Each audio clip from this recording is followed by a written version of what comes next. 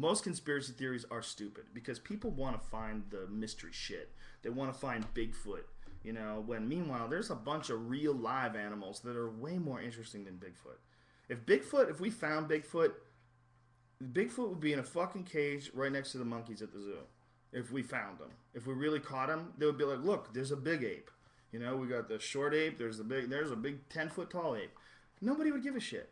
But like killer whales, if killer whales didn't exist and there was some animal that people talked about in legend that was as smart as people, lived in the ocean but breathed air and had to come up for air and doesn't eat human beings, saves human beings but kills everything else, including great white sharks, a super intelligent being that's gigantic and murderous and runs the ocean. People would say, fuck that, that's crazy, that's not real, that can't be real. But it is real.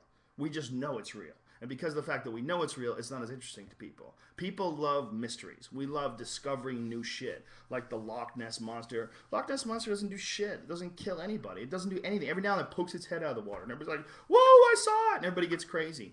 You know, meanwhile, there's fucking crocodiles that are real. They're alive. They're gigantic. They're like fucking 30 feet long. They can hold their breath underwater for like hours at a time. They don't have to eat for a year. I mean, crocodiles are fucking crazy. They're literally dinosaurs that are still alive today. They were exactly the same way as they are now, hundreds of millions of years ago. Nobody gives a fuck. Everybody's looking for the Loch Ness Monster.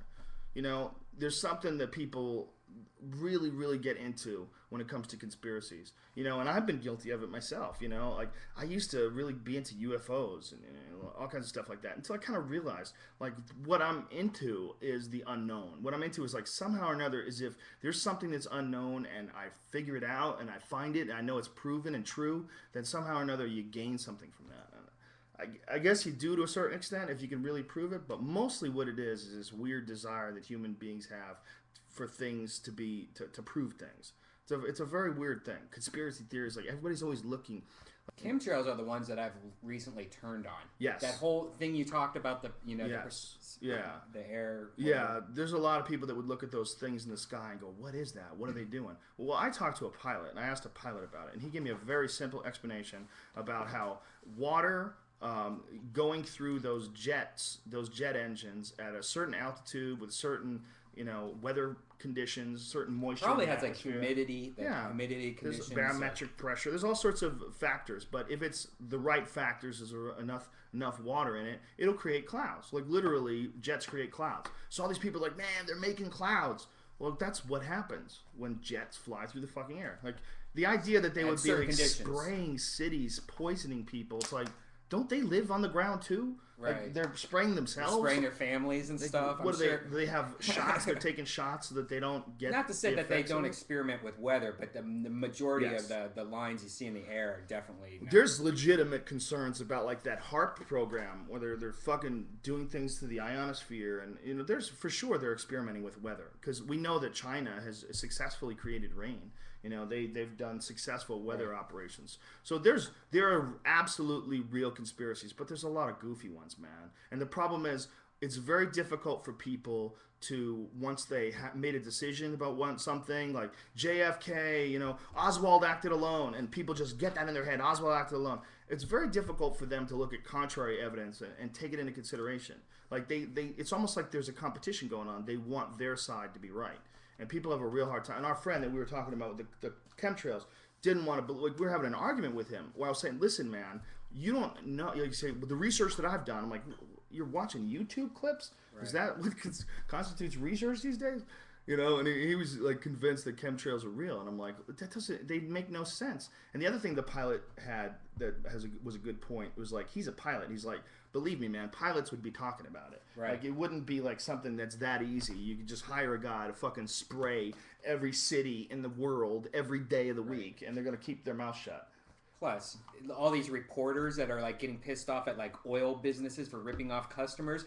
What if you were getting sprayed with poison? Wouldn't that reporter be crazy? Yeah. Research reporter, you know? It's silly.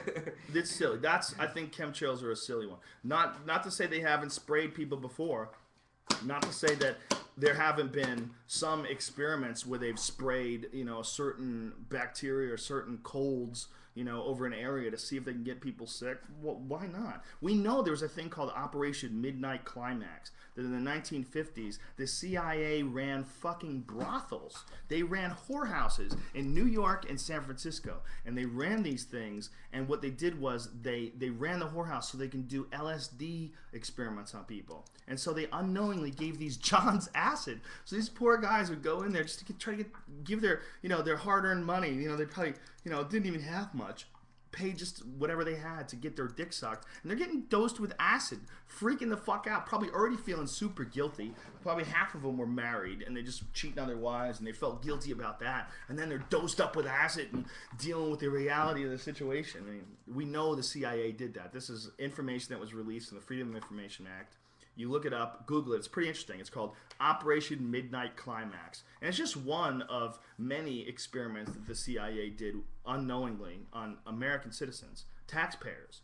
And they've done it forever. And that's how they do business. And guaranteed that if they did this back in 1950, they're doing something like it now. It's not like they changed. It's not like all these like conspiracies, all these things that the government's done, like Operation Northwoods.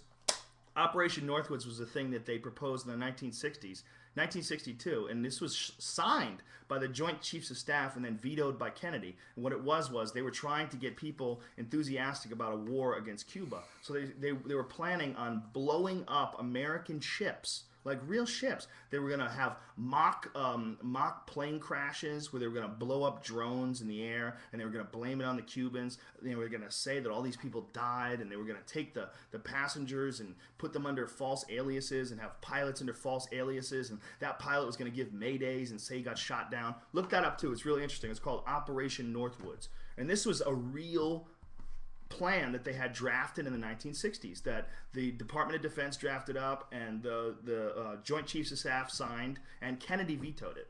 And Kennedy was like, you guys are fucking crazy. Like, what are you doing?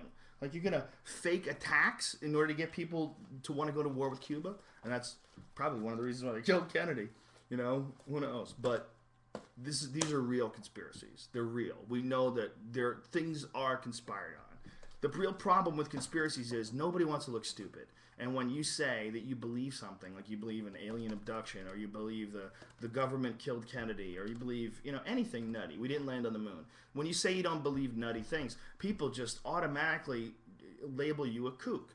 Instead of looking at it and going, okay, what has the government done? They really have dosed people with LSD without their knowledge. They really set up whorehouses? The CIA did this?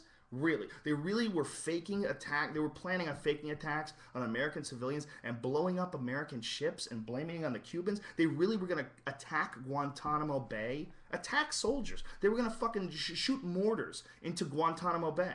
They were going to kill American soldiers and blame it on the Cubans and get us to attack them. That's all real. So you got to keep your eyes open. You got to keep your mind open. And the problem with conspiracy theories is people choose one side or the other. Either there's a conspiracy are ridiculous and I'm not believing this, or they go, well, the conspiracies are real. And it's usually not that black or white. It usually takes a lot of looking at before you get to the real truth. And the real truth is fucking sketchy. I mean, it's real hard to have information about a lot of things in this world. As much information as we have on the internet, there's still a lot of shit that you don't get. Like